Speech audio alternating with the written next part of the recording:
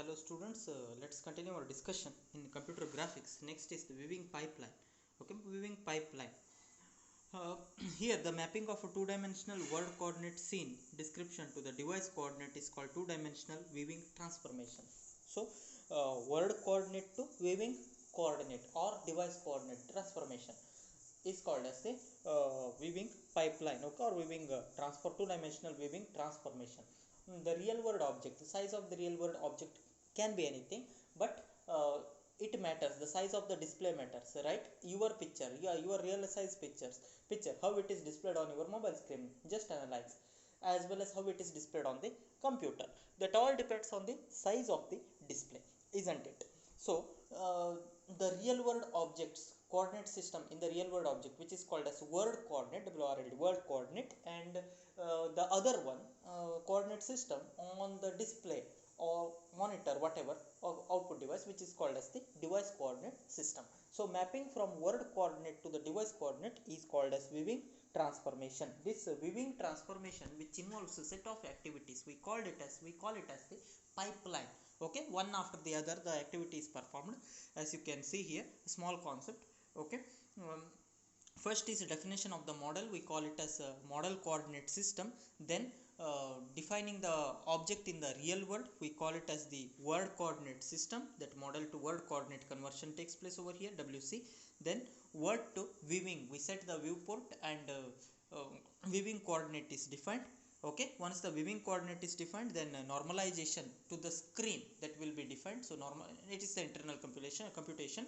Normalization coordinate system conversion will takes place, weaving to normalization is done. Then after that, uh, finally the device coordinate system, the coordinate system on the screen or output device. These are the set of actions takes place internally for the computation purpose. Okay, five different coordinate systems, that terminologies we have to come across. That model to this one device, that model coordinate to world coordinate, then weaving coordinate by setting the viewport, then normalization coordinate, internal computation, and finally the device coordinate. Okay, next is two-dimensional weaving function. So first one is the projection mode. In that, OpenGL projection mode, before we select the clipping window and viewport in OpenGL, please recall the clipping window concept earlier we have discussed yesterday. So I have taken an example of that mountain, isn't it? The mountain, we are selecting the portion of the mountain and we are redisplaying it. The particular portion we call it as the window, clipping window, the rectangle. Okay, still if you have a confusion, watch my previous video, yesterday's video. Just go through what exactly the meaning of clipping window is. I have clearly highlighted that a portion called as a mountain. We have selected the portion and we have redisplayed it. Okay, before we select a clipping window and viewport in OpenGL, we need to establish the appropriate mode for constructing the matrix to transform from world coordinate to the screen coordinate. This is the necessary task we have to perform. So that is done. So matrix construction, that is done with the help of the projection mode parameter of GL matrix mode inbuilt function. So we have an inbuilt function, GL matrix mode. This is the first step. Then later on we have to call the model view. Model view we have discussed earlier. Still if you have confusion, watch my yesterday's videos. You will come to know GL matrix mode followed by GL underscore model view we have considered once the model is defined and you want to brought onto the display. And this is what the basic step. So definition of the matrix as well as word to screen coordinate mapping, that is done with the help of the function GL. Actually the parameter is GL projection, the same function GL matrix mode. So define the projection matrix. This stands for definition of the projection matrix. Then load the identity matrix for initialization purpose. This is required. So initialization, initially all the values of the transformation matrix what you have defined should be having the same value. Later on you are going to update it as per your requirement. That means you are updating the contents in the frame buffer, that is some of the pixels in the frame buffer, which causes some kind of information to be displayed on the screen, isn't it? Okay, then next is clipping window function of 2D weaving function. You can say this is what the 2D weaving function. Hope you are all familiar with. We have considered this function in two different experiment number 1 as well as 2, GLU ortho 2D, right? GLU ortho 2D, just go through the init function, my init function of lab experiment number 1 as well as 2. We have considered this function GLU ortho 2D followed by GL matrix mode of such type of statement, followed by such type of statement. We have considered the view that is GLU ortho 2D, which takes 4 parameter. Four parameter. What are those 4 parameter? 4 parameters are, say, definition of the clipping window it is, okay? XW minimum, XW maximum. XW minimum we call it as left, isn't it? Then XW maximum, which we can call it as right. Then YW minimum, which stands for bottom, and YW max stands for the top. Okay, left, right, bottom as well as top. Left, right, bottom and top. That is XW minimum. So we are talking about the clipping window. So W stands for window here.